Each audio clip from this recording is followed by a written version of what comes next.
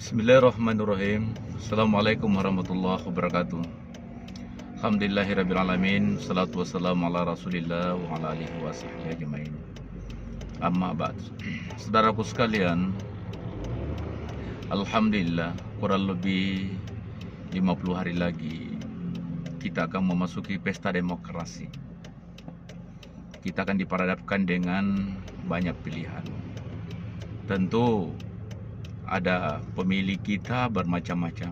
Ada pemilih rasional, ada pemilih emosional, dan ada pemilih pragmatisme. Namun kalau kita menginginkan bangsa Indonesia, bangsa yang kita cintai ini adalah menjadi bangsa yang dihargai, yang diperhitungkan oleh bukan hanya lokalan atau bukan hanya secara nasional, tapi secara internasional, secara dunia. Maka mari kita memilih seorang pemimpin yang memiliki integritas yang bagus, yang memiliki rekam jejak yang bagus, yang memiliki kompetensi yang mumpuni untuk bisa mengendalikan atau bisa memimpin Indonesia dan seluruh masyarakat Indonesia. Oleh karena itu, saudaraku sekalian, kalau kita menengok sejarah, apa yang pernah disampaikan oleh seorang raja dari kerajaan Galesong, ya, dia mempersyaratkan minimal ada 4 aspek, ada 4 kriteria yang harus dijadikan sebagai prasyarat untuk memilih seorang pemimpin. Apakah entah raja, apakah itu presiden, apakah itu gubernur, bupati, bahkan termasuk para wakil-wakil rakyat kita, anggota DPR di tingkat kabupaten kota, kemudian DPR di provinsi, dan juga di DPR RRI di tingkat nasional, dan termasuk para senator kita atau yang biasa kita kenal di Indonesia namanya Dewan Perwakilan Daerah Republik Indonesia. Kalau kita ingin memilih seperti itu, maka Karang Galesong mempersyaratkan minimal ada 4 yang harus diperhatikan. Pertama, seorang pemimpin kita mau pilih itu adalah dia memiliki sifat kejujuran. Bahasa Makassar mengatakan, orang Makassar mengatakan dia jujur, lambusu, tenana jekong. Yang kedua adalah cendikiawan atau tupan rita kata orang Makassar. Yang ketiga adalah orang yang memiliki keberanian, memiliki visi untuk membangun bangsa atau daerah yang dia pimpin.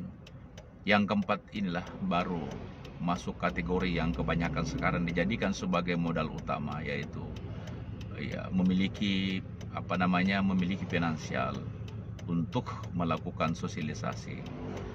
Kalau ini yang menjadi prasyarat kita untuk memilih seorang pemimpin, kita lihat dari aspek kejujurannya, agamanya bagus, kemudian aspek kecerdasannya, cerdas bukan semata-mata cerdas dari aspek intelektual IQ-nya, tapi juga EQ dan SQ-nya, emotional quotient-nya, dan juga spiritual quotient-nya.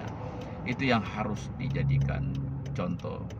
Kemudian punya keberanian, bukannya keberanian bahwa berani dalam kategori negatif yang suka berkala dan segala macam, tapi keberanian dimaksud adalah keberanian untuk melakukan terobosan-terobosan untuk demi kepentingan masyarakat yang dipimpin. Yang keempat itu adalah baru masuk kategori yang memiliki finansial, tetapi finansial bukan prasyarat utama. Nah, sekarang ini kalau kita melihat bahwa hampir dari tahun ke tahun, ketika kita memilih seorang pemimpin, bukan berlandaskan tentang kejujuran tadi, kecerdasan atau intelektual, kemudian keberanian, tetapi adalah berdasarkan finansial atau berdasarkan isi tas, ya. Karena kita terlalu banyak diiming-iming hal-hal yang kadang-kadang justru akan menyengsarakan kita selama 5 tahun ke depan. Uang 200.000, 300.000, belum pernah kita lihat tuh ada orang yang kaya karena dia mendapatkan uang sokokan dari para calon pemimpin, baik dari calon presiden, bupati, gubernur, dan juga anggota DPR. Tidak ada, belum pernah gitu, ya. Oleh karena itu, kepada saudaraku sekalian, mari kita mencoba untuk merubah, memikirkan bagaimana bangsa kita ke depan, bagaimana generasi kita, bagaimana anak cucu kita ke depan, agar dia bisa mendapatkan kehidupan yang layak, dengan kita mendapatkan seorang pemimpin yang berintegritas, yang memang betul-betul punya keinginan untuk membangun dan mengedepankan kepentingan masyarakat orang banyak daripada kepentingan kelompok dan koroni-koroninya. Saya kira demikian. Terima kasih banyak kepada saudaraku sekalian, dan insya Allah semoga ini bermanfaat kepada kita semua, dan ini menjadi pemikiran, kajian kepada kita dalam memilih seorang pemimpin kurang lebih 50 hari lagi ke depan. Sekian, Assalamualaikum warahmatullahi wabarakatuh.